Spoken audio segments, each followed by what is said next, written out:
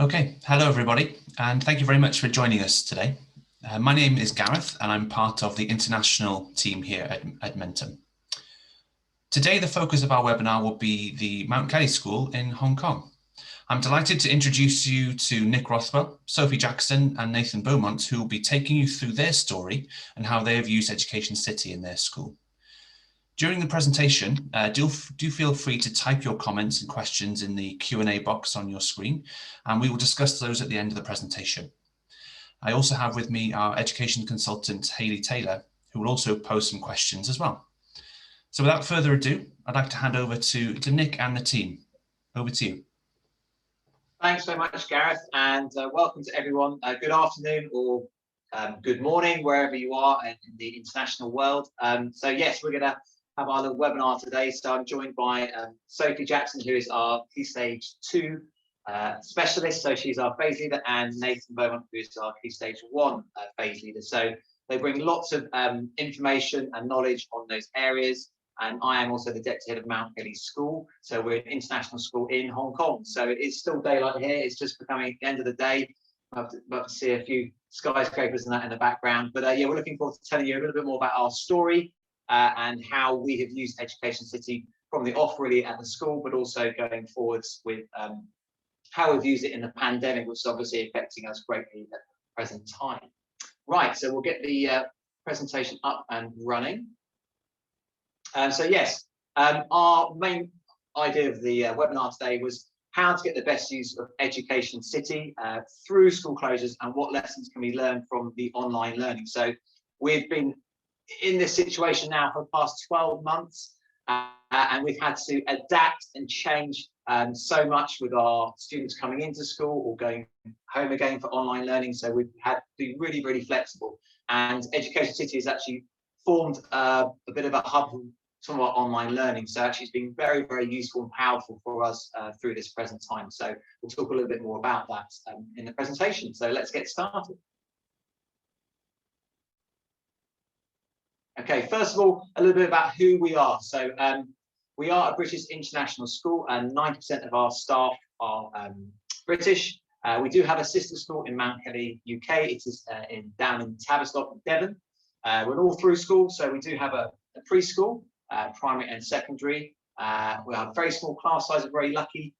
We don't have students more than 15 in the class. We also have our students that will then go on to Mount Kelly, UK from year 8 and after GCSE. And we also have an annual trip there. So we have obviously really good bonds with the UK still. The key thing for us is 80% of our students are English language learners. So for us, having software and education platforms for our children as well, whilst we've been in this situation, has been really, really important to sort of develop them in their English language. We also have daily Chinese lessons, and that forms a big part of the attraction for our schools, whether we can cater for obviously English, but also we can, most of our students are either Hong Kongers or mainland Chinese, so they can actually continue that learning of their language. And then we have an outdoor program, which is called the Shackleton program, which is based from our sister school, and basically gives our children an opportunity to get out of the classroom, which sadly we haven't been able to do too much in the past 12 months.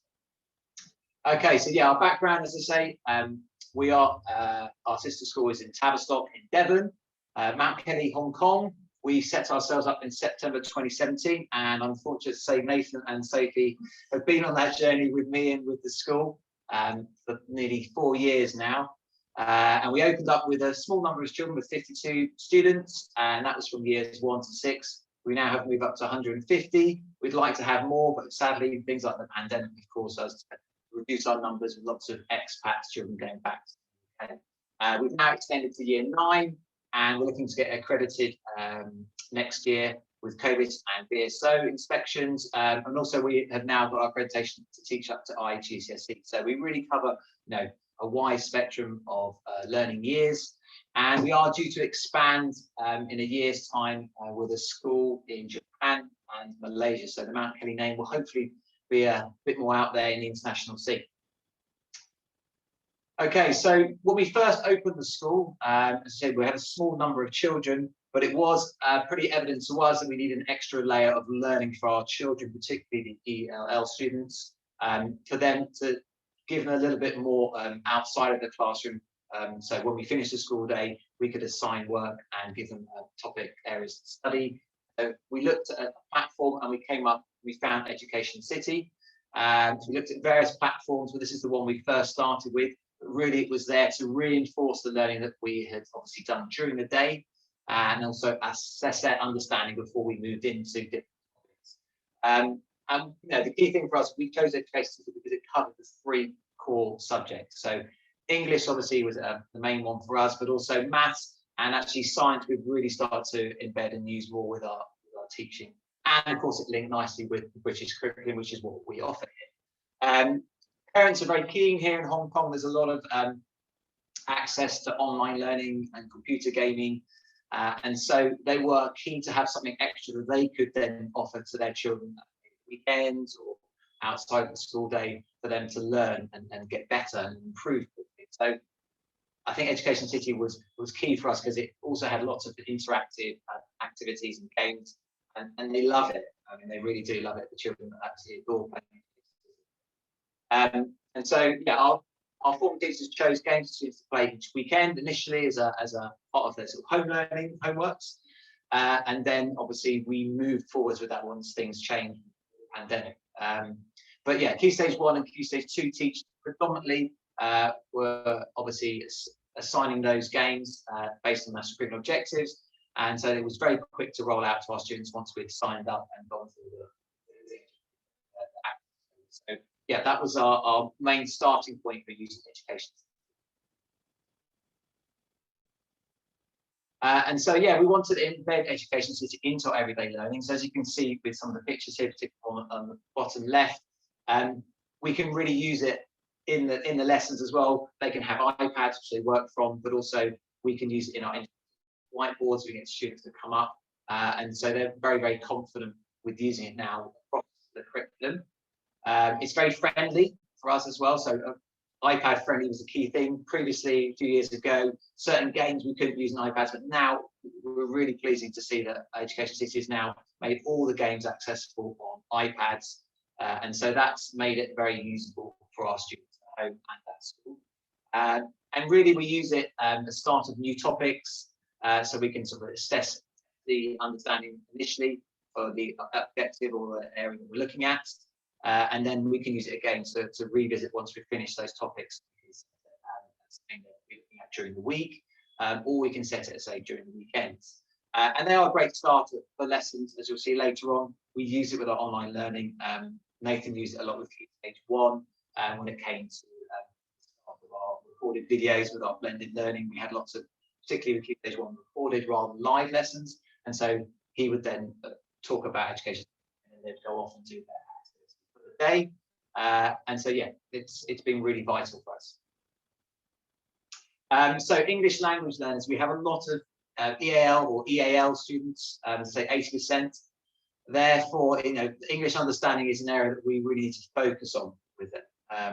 And so we're pretty unlike a lot of the international schools here will only accept students with a really good understanding of English, or expat students. We're very, very open to students of all different abilities. And so we do accept those children who do have English as a second language or third language sometimes. And so we've found EducationCity as a great resource for those new students, particularly when they're starting phonics from scratch. Even with our EYFS, so our preschool, with SF1 and FS2, they're now starting to use the phonics that are available for them online through EducationCity. And they're starting to now embed that into their learning as well. So they have that as an extra resource outside of the classroom and in the classroom to use. And so that works very well. We also have an EAL program. So we do have assigned EAL teachers that work through our school. And so we have our Key Stage 3 EAL teachers, and then also Key Stage 2. And so they will take children out of some of the core lessons like English and work with them, particularly on the foundations of the English language and the phonics. So actually, they have also been able to use this, and we've used it particularly with some of our have used the English.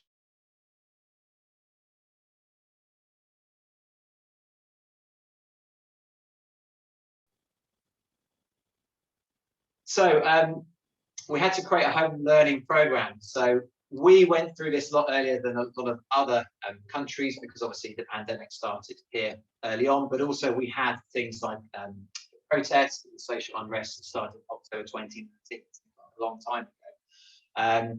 And so since then, really, so January 2020, after the Chinese New Year, things pretty much started to close down in Hong Kong.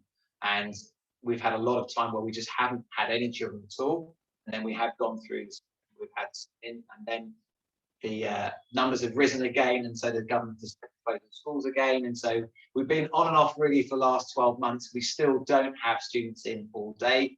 They're only in for half a day at the moment, for 3 days a week. So we have a strange structure here where you only allow 1/3 of your student number in school on one half of the day. So it has been difficult for us to juggle. So yeah, we had to come up with a home learning program that worked for all our students and also for our teachers. So we've had to be very, very flexible and change what we've done and adapt quickly to the situation. We had literally a couple of weeks before we had to roll out our online program. And then of course, we've just implemented more and changed it and made it more streamlined and improved what offerings we have. EducationCity has been with us from the start. We've obviously used it more and more. And so you'll see that. The key thing for us is learning never stops. So we've always made sure that our students have had access to pretty much the full curriculum. And that has been very, very dependent on certain things. So we've had to consider factors like their student age. There's no way that our younger learners, so Nathan with Key Stage 1, we knew that we wouldn't be able to have live lessons as such at the beginning. We found that very difficult. Pre-recorded was the way to. Yeah, so we did lots of pre-recorded, although now we have added a few elements of live lessons for them. And then with Key Stage 2, we started off mainly with recorded lessons, but then gradually as we got into the way of things, it was much easier, and we knew that our students could cope with having online, the live lessons with their laptops, and it was easier for them because they're a bit more mature. The children needed a lot more guidance. Student age was an important factor. Access to things like laptops and iPads. I know in the UK, a lot of students are struggling because not everyone has a laptop. But here we've been quite lucky. Most students have iPads. And for our Key Stage 3 students, we needed laptops really for what they were doing. For access to things like Google Classrooms, whereas Key Stage 1 didn't really need to have that as much, although more laptops, I think, for the upper Key Stage 2. Yes, as we use Google Drive, it's been very useful for them to have laptops, and we're very lucky at Mount Kelly that many of our students do have their own laptop or iPad to use. That's been very useful for online learning. Yeah, absolutely. And then things like access to resources, because obviously they don't have their school books, they don't have all the sheets. You know, a lot of parents have to print off things.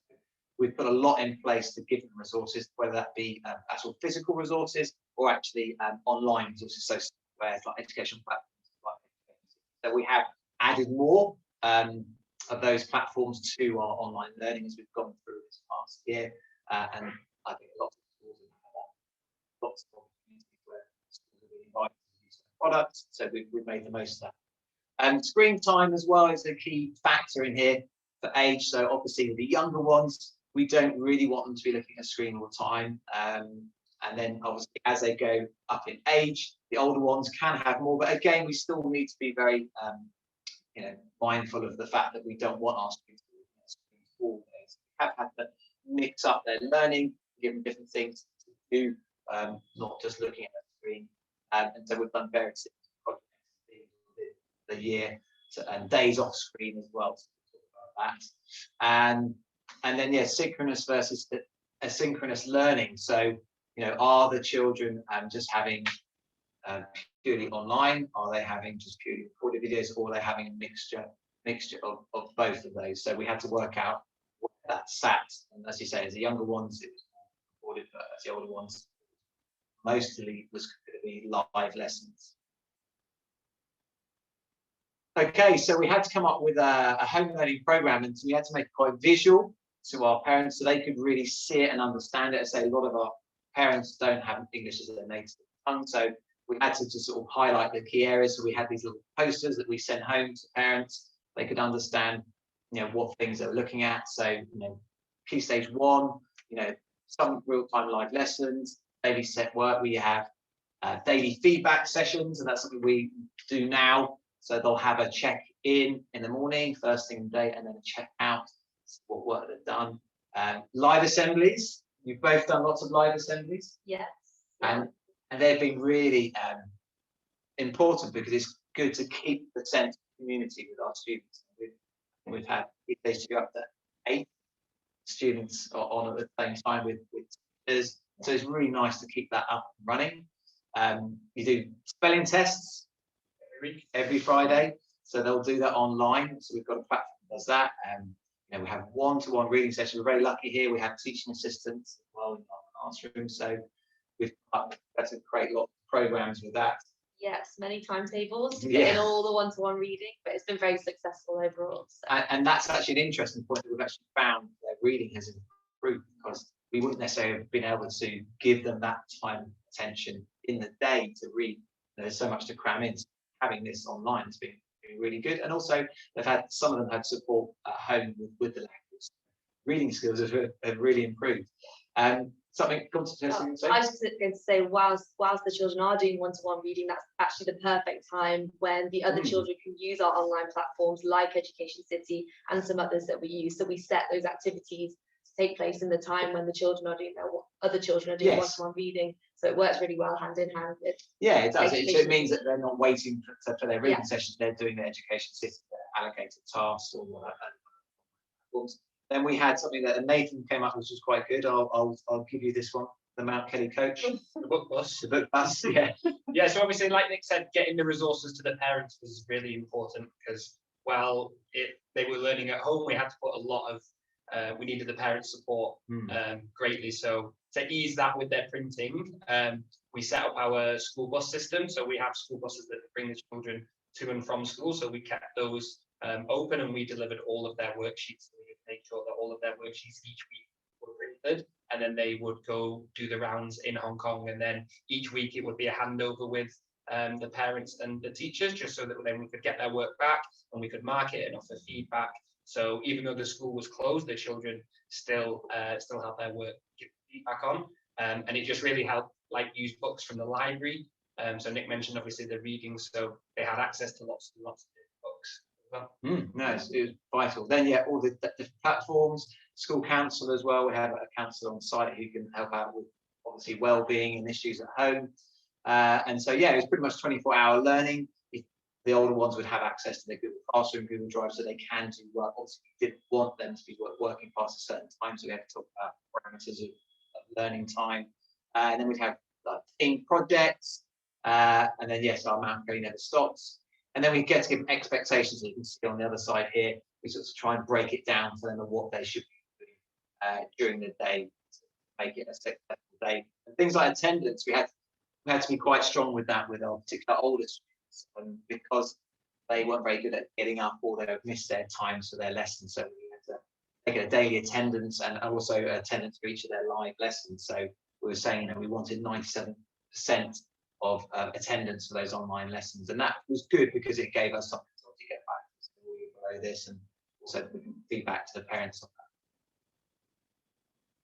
that. And so timetabling has been one of the key things for this pandemic, and I know personally I've had to do lots of timetables. We're probably, and Sophie as well, we're probably on timetable version, I don't know, 15 to 20. There's been so many different ones. So we first started off quite basic, so this was right at the beginning, with things like setting out what lessons they had at what times, and then we had like a rotation for our specialist subjects like PE, French, art.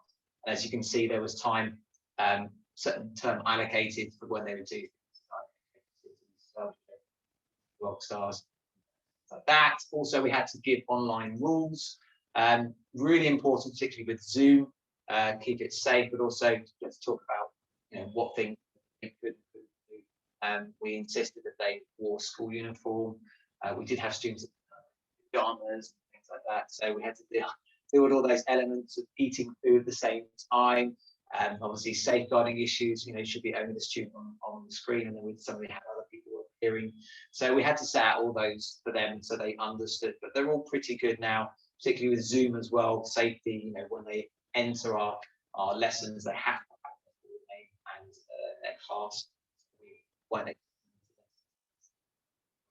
all those different things that takes a while to embed and to get up and running, and a lot of parents didn't understand them. So we are there now, and I think we're ready for anything. Should it come to us again, we go into this situation for any reason, then we can move swiftly into the online.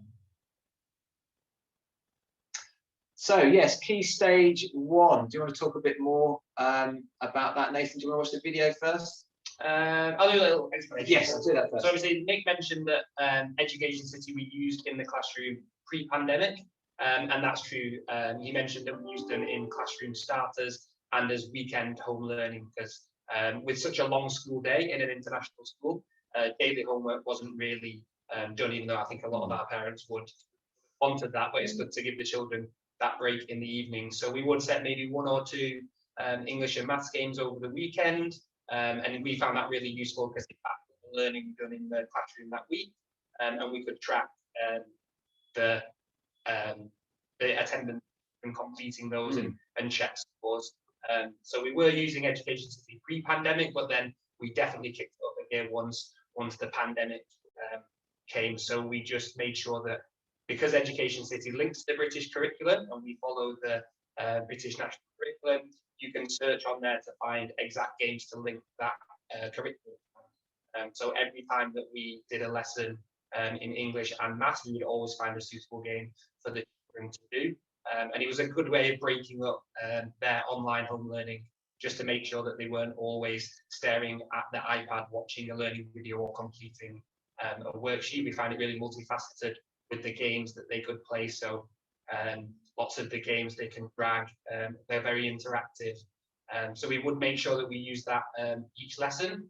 So whether that was a starter, or like Nick said, whether it was a follow-up as a plenary, or we use it as an assessment tool. And we really did need to engage the parents, like we said, so we'd make sure that it was very easy for them to use. So you can see on the slide that we gave them an EducationCity timetable, so they would know on each day which game was applicable to that lesson that we were completing. And we do have an example of how we used it just in some of our online learning videos.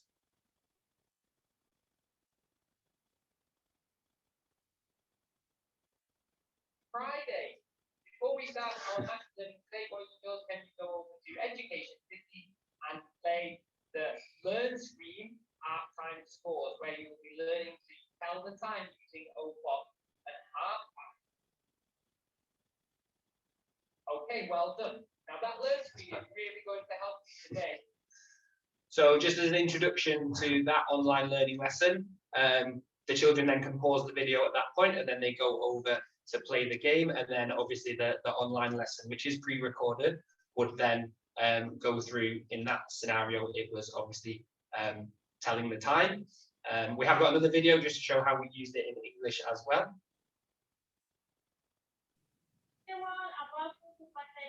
Nathan, just to mention that we can't actually see the video, the screen image needs to change over so that we can watch the video. Oh no.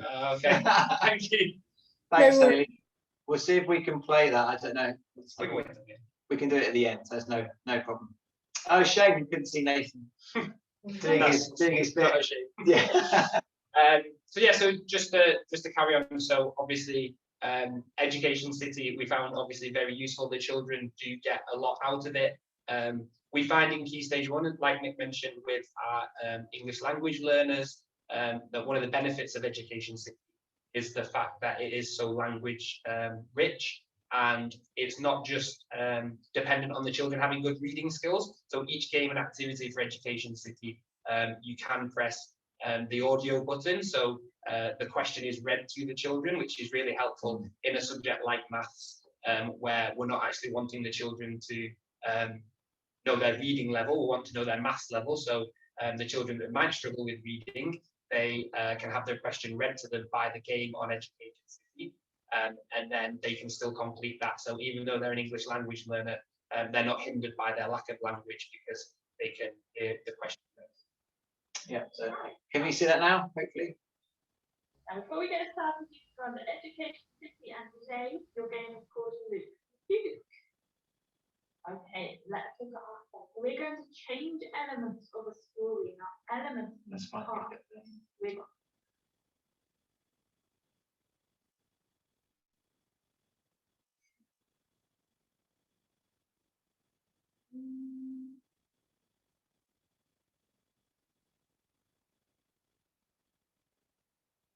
because we're going to bring together our 2 days Get back. learning on time Just using need to rewind OPOC, it a bit. learns on Wednesday, and Education City, I know.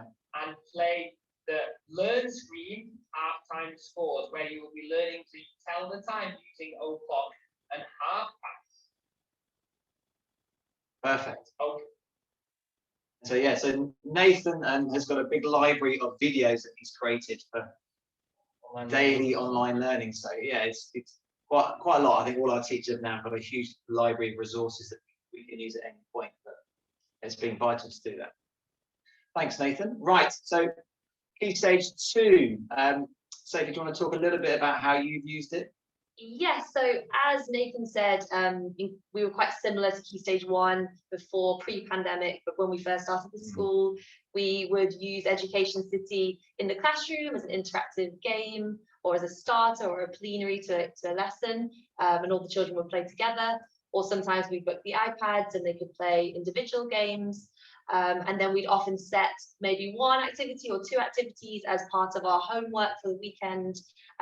Like Nathan mentioned, we didn't want to set it every day because the children already had a long day at school where they'd already completed all their learning for the day. So we just set some at the weekend to really recap that week's learning, or something the children had learned a long time ago to revise it before the next week's learning. So that's the main way we use Education City before the pandemic. But since we had to move to online learning about a year ago now, we really have changed the way we use Education City. And at the beginning in Key Stage 2, we were doing a lot of recorded lessons. So we would do recorded lessons, and then we would, in a similar way to Key Stage 1, set certain activities through the week from Education City that linked with each lesson, and we tell the children in the video to do it. And as our timetables have progressed and adapted across the year, we now have certain sessions in our timetable. As you can see in the example there, kind of like what I mentioned before, when you have one-to-one reading for some children, the rest of the children then have Education City activities to be completing, or maybe some other online platforms like Teacher Box, Century, or Spelling Shared as well. So we, in Key Stage 2, set 3 activities per week. So we have a maths, an English, and a science. So we cover all the core subjects, and they are following up whatever learning we've been doing that week for those subjects. And they have specific times in the timetables in the afternoon to complete that learning. And we see that as part of the learning day now, rather than an addition at the weekend. We see that as part of their learning. We also like to use a wide range of the resources on Education City. We use the learn screens. We use the activities where they're a bit more interactive. We like the think it because it gets them thinking, outside the box. And then we also use some of the assessments at the end of a unit of learning, so we can see how the children have done in their learning in an online version of an assessment rather than a written. And that gives us all the direct information at the end of how the children have done, who's completed it, and we can use that for our formative assessment. So I think we've just embedded Education City more into our actual week of learning rather than as an additional part of the weekend. All the teachers really, really love it, and the children enjoy playing it too. And we've also started giving out a few certificates to reward certain levels of achievement on Education City, and we had some editable certificates that have been sent over, which we really, really liked. So yeah, that helps to motivate the children to continue. The teachers also like that we can track, as you can see on the board, we can completely track who's done what, when they've done it, what scores they got, what questions they got right. And it's a very easy way for us to see how they've done. So yeah, it's very popular in Key Stage 2. So of course things like tracking usage and progress. When we get sent like a monthly breakdown, it's been really vital, really important. We can see how many students are using it, how many logins, how many My City. So all this data here has been really sort of year one, we're smashing it. You can see there compared to the others. And so, you know, that's vital for us. We can see what areas we need to work on, you know, what subjects have been covered. So, you know, this is good feedback that we can get to our teachers. And of course, we can monitor them as well. So as a phase-in, you can see certain information like that. So yeah, tracking usage and progress is fantastic. And having those sent to us by your assigned consultant, it's been really useful to them about how you want to change things. And so all those areas have been useful for us. This is a really good discussion, but I wanted to talk about is life after COVID-19. So we are hopeful that we eventually will come out of this at some point. I know in certain countries it's different. UK, they look like they might be coming out of this soon because of the vaccination program, but we actually need to think as school communities and school leaders how we can, you know, change things. Do we need to change things? Do we need to have any of those ideas? So, you know, at the moment we're talking about it as a school amongst ourselves. What can we do? What initiatives for the next academic year? So, you know, things like how can we target areas of weakness and gaps in understanding? So hopefully things like EducationCity will help us be able to visualize how those things look. What can we do though as a school to target those areas? Do we need to you know, have more time allocated to different areas? Do we need to revisit and review? We don't know. So these are lots of things we're talking about. I know in UK there's about summer school or extending the school day. I would not be inclined to do that. I think, you know, spend enough time in school, and that's not great for their well-being either. So there's got to be different ways of doing that. Think about cross-curricular links, so other subjects can help out as well by covering those skills or objectives that we weren't able to cover in some subjects. Things like social skills has been one area that a lot of our children just have missed out on because they haven't had those interactions. Our younger children who we think about our preschool has been closed more so than our primary school. And of course, they are in the foundation area now where they learn social skills as part of their, obviously, them growing up. And so they missed out. What can we do? Can we have more situations where they are talking more and playing, having those social elements? Things like well-being. So we need to monitor the well-being of the children when they come back. We have noticed some of our students have been affected by this. Of course they have. Some of them are still very anxious. We've got one who doesn't want to come back to school because he's so anxious about everything. So, you know, what can we do to see and track that? So we're lucky we do have like weekly well-being surveys of the children, how they are feeling, and then we can respond to that. Things like reconnecting students with the outdoors. Here in Hong Kong, we don't naturally have that space. None of us have gardens unless we live a long way out. We might have a roof terrace, but we don't have that outdoor space like in the UK you would do or other countries. So our children have literally been prisoners inside their homes, and they haven't been going out to parks. So we're lucky here. We do have hikes and access to outdoors, not too far away, but that's not a part of their sort of natural culture that they would do that necessarily. So next year, we're really going to focus on, you know, connecting with the outdoors. We're going to change them to every year group will go outside and spend a day out and outdoor learning lots of skills. Okay? There's so many good places for children, and that links well with our Shackleton program that we do offer children the opportunity to learning, rock climbing, kayaking, hiking, all those things. So we want to do a lot more outside of the classroom. Yeah, so as a school, we would like to go beyond to give students great access to all those things I said.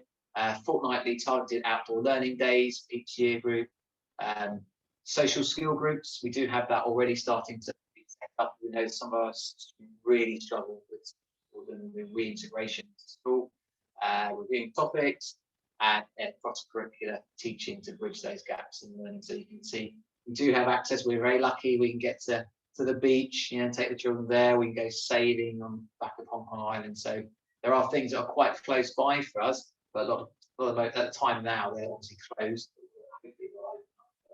For next year with our learning. And, you know, it's not just the students, also our staff wellbeing. So we've worked really hard with that. And this is just some of the things that we've been doing. As I say, a lot of our children are high-rise living, so they don't have access to going outside. So we've come up with lots of activities, the wellbeing surveys. We've had lots of parent workshops. Now, with the power of Zoom, we can get parents on our Zoom, and we've had like weekly webinars or workshops with them, daily check-ins with all our students, and that's from the youngest year groups as well, so they can find out how they're feeling, just talk to them. Have a school counsellor so we can refer children to speak to her.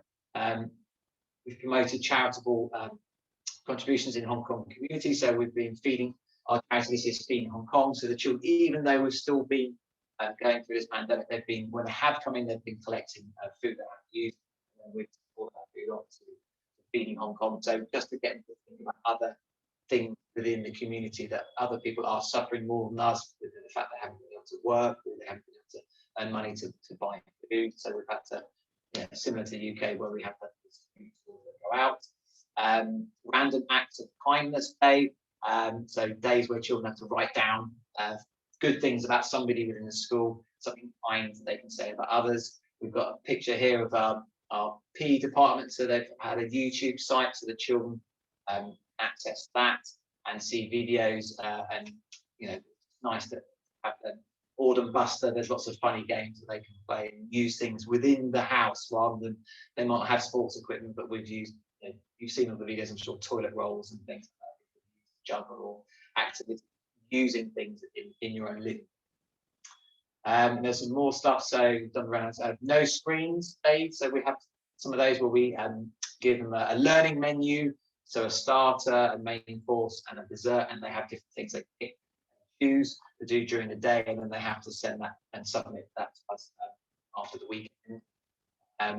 Project afternoons, I know we do that with our Key Stage 3. We have the Friday project, so every 3 weeks they'll have a new project from a different subject. We had last 3 weeks was with our Chinese department, so with the Chinese New Year, they were having to make Chinese food, record themselves, like Jamie Oliver, and they were then presenting that to us at school. We promoted something called the 5 Peaks Challenge, which I know Sophie and Nathan have been getting stuck into as well. All our staff, our students, our parents, so they can score house points for their houses. So you can see Steph there's in one of our housetops with Chichester, and we've allocated 5 peaks that have to climb in Hong Kong, and some of them obviously are quite low down, some quite high and challenging, and the children have to take selfies of themselves. You can see in the corner there, 3 of our staff decided to do all 5 peaks in one day. Very impressive. And so the last one was at 7 o'clock. Took them a while to get around the woodlands. They did very well. A YouTube channel with our sports fund. We had something called Rise and Shine. So every morning at 8:15, the PE department would do exercise video, and the students would come in today. It was optional, but we had lots of students that wanted to do that. Feel Good Fridays for staff. So giving staff something back on a Friday afternoon. It could be various things. Pizza in, coffees. It might have been organised. We did an inset on wellbeing, so that we had loads of yoga activities, amongst educational things. Art, so our art teacher would art activities, and then our different do that. Just keeping staff happy at this time, because obviously it's very stressful for them as well, having to do this constant online learning. So giving something back to them, and things like flexible staff working hours as well on and off site. So when staff weren't needed to work from home, they do this thing. And I think that's been really nice to do that. Now we are coming back more into school, getting back into the real world again now. But all those different things, I think you have to think about carefully about the well-being of your students, but also the staff, and promoting all that has been on side and keep everyone happy. We want a happy staff, because they're all then the best they can. Okay, so that's all from me at the moment, but I know that there'll be lots of questions, and so I will pass over to Hayley, who might be able to find those questions for us, and we can answer those. Excellent. So I know we've had a couple of questions come in, so let's have a look at those. Yeah, so feel free to ask any questions. So, does Edmentum offer IGCSE? So I'm Education City, so I'm going to pass this one over to Gareth to answer. Yeah, so it covers the British curriculum. So it goes up to year 6. So although it doesn't go up to the GCSE level, it is British curriculum based, and it is topic based as well. So whatever you're working towards, Education City can cover that. Excellent. We've got another question as well. Does Education City provide enough content for your curriculum or students' need of comprehension skills? Perhaps that's one we can answer. What do you think, Nathan, about that? Yeah, so as Nick mentioned, I'll get to the comprehension, but obviously the younger children, like Gareth said, it is a primary program, Education City, but it does dip into the EYFS as well. So starting out at the very start, so learning your initial sounds in phonics, there is an individual game for each phonics sound that the children can learn. I think, Gareth, you can probably tell me more. I think it's tied to maybe letters and sounds with the government phonics scheme. We follow read writing, but we still find that obviously phonics, so a lot of the same sounds can be used. And like we've mentioned, because each year group is catered for, you will find that each curriculum strand for reading comprehension is in each different year group. So all the way from years 1 to year 6. There's many reading comprehension games. And like I mentioned before, it's not just practicing the word reading ability of the children.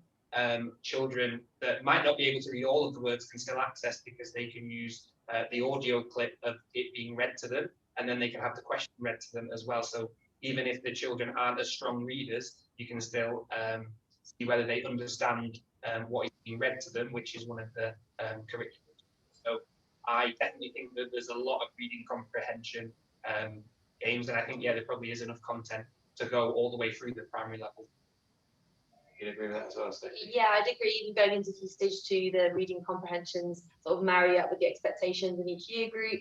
And yeah, like Nathan said, it's very supportive. So children that do need that bit of extra help can listen to the audio.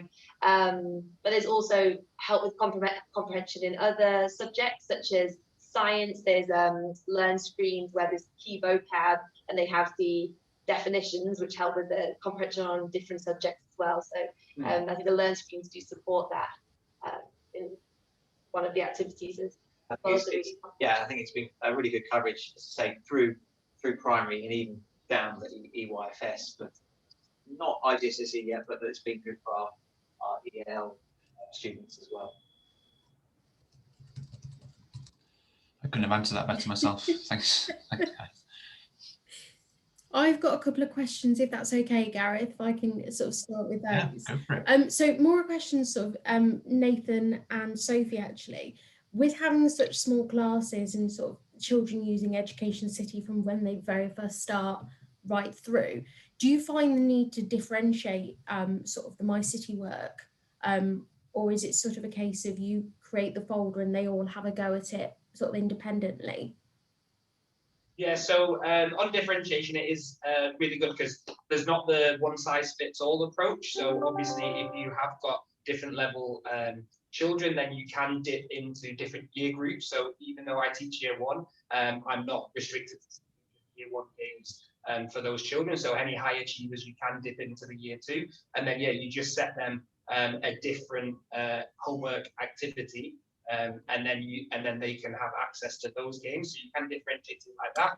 You can also differentiate it on the timer. So we do find, like Nick mentioned, screen time is so important to try and make sure the children aren't just spending too long on their screen. So you can limit the time in that way. So maybe your high achievers, you can give them less time to complete the game. And you can also change what we like is the percentage score to achieve that curriculum target. So maybe children that are middle ability or low ability, you can set them a lower percentage score because you might think that they might make a few more mistakes. So it is really easy to differentiate in those few ways. Yeah, I completely agree with Nathan, and especially, you know, from working in upper key stage 2, I do have a wide range of abilities in my class that I can dip into any year group below or into year 6 above as well. And because we have such small class sizes, it's very easy for us to actually personalise our Education City games, even one child by one child, or small groups. So wherever necessary, it's very easy to differ. That's brilliant, thank you. Gareth, have you got any questions or? Yeah, I was going to say I just really found it interesting, the process of the last year that you've gone through, and you mentioned obviously at the beginning that you had a couple of lockdowns, first because of the social unrest and then the pandemic. I mean, were you able to collaborate with other schools in that time?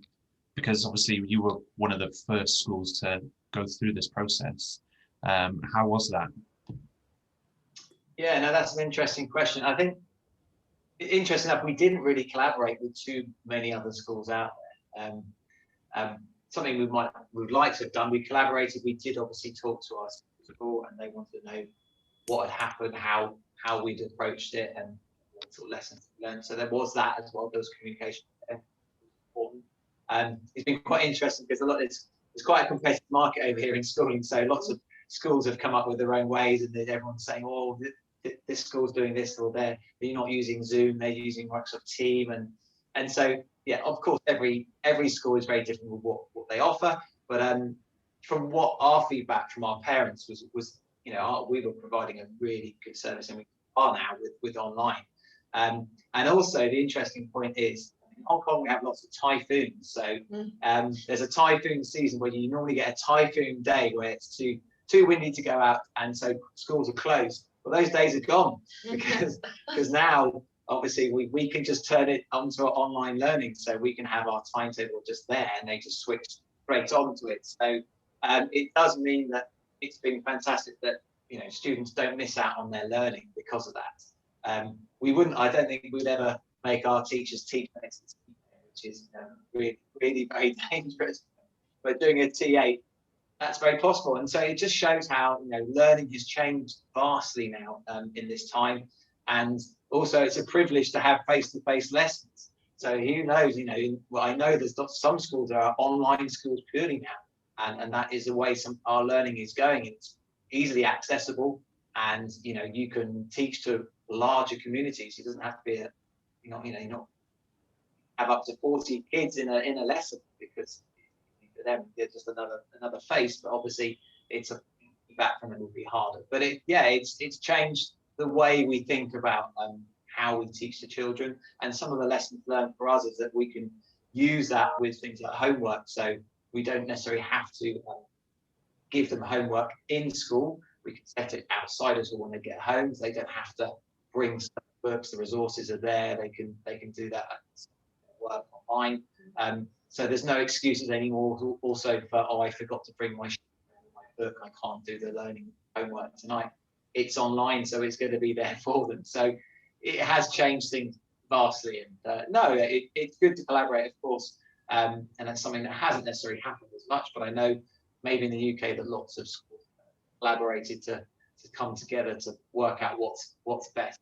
We're happy to talk to any schools that are on today about this and advise if they have got their own program up in place.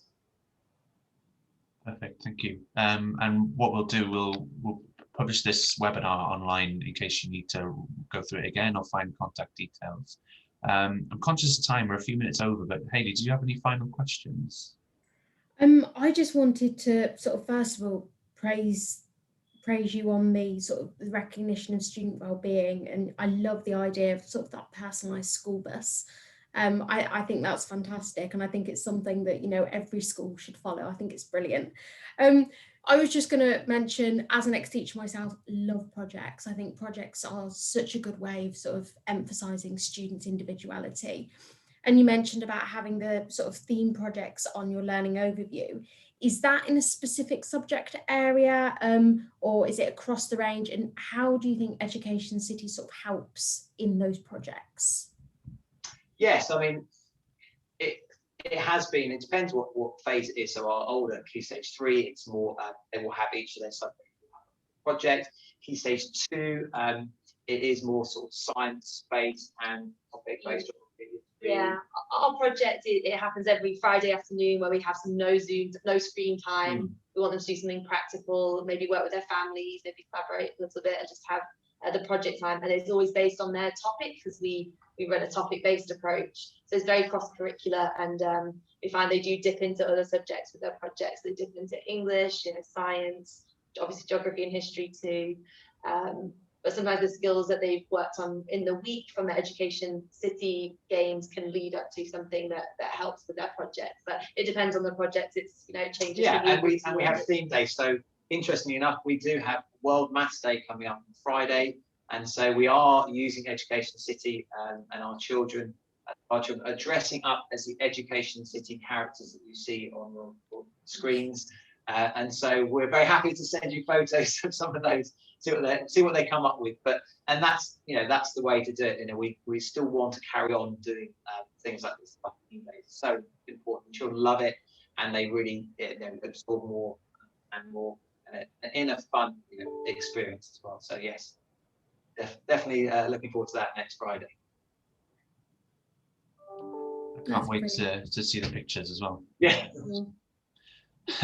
Well, yeah, I think that's about all we've got time for today. But thank you very much, Nick, Sophie, and Nathan. It was really interesting. Thanks for your time, and thanks to all the attendees as well for taking the time to come and to listen to the webinar as well.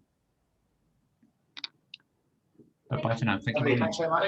Thank you. Bye-bye. Bye.